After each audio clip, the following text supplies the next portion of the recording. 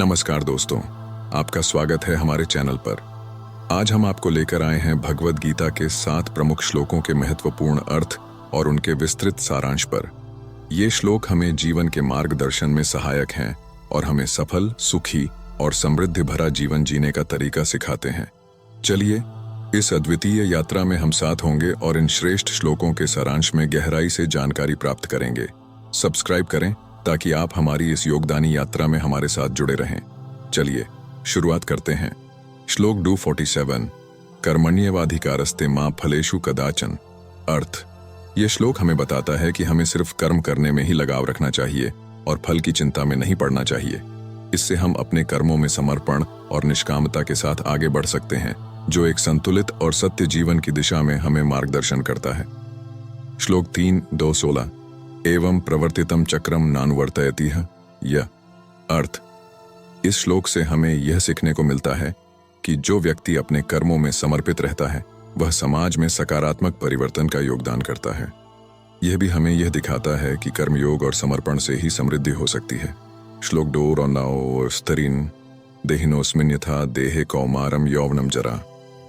अर्थ: इस श्लोक से हम यह सीखते हैं कि जीवन एक अनित्य प्रक्रिया है और व्यक्ति को इसके संघर्षों का सामना करना चाहिए। यह भी बताता है कि जीवन में होने वाले बदलावों को स्वीकारने और उनका सामर्थ्य मान्यता देने का महत्व है। श्लोक 3:5 न हि देहभृता शक्यम त्यक्तुम कर्माण्यशेषतः।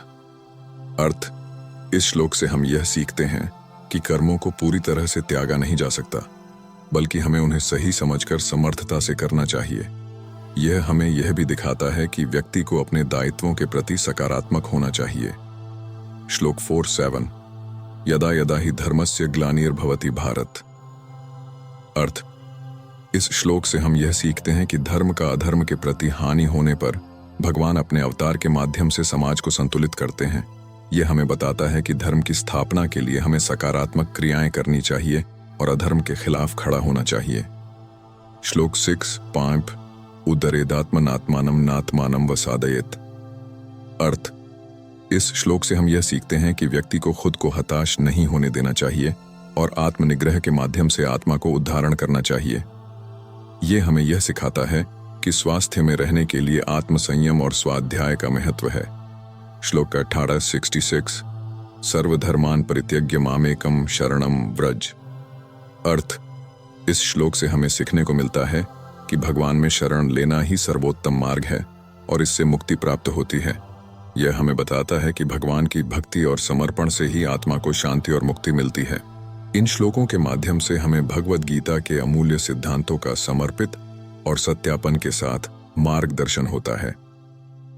इन सुंदर विचारों को अपने जीवन में अमल में लाकर हम एक सकारात्मक, सत्य और सही मार्ग पर चल सकते हैं।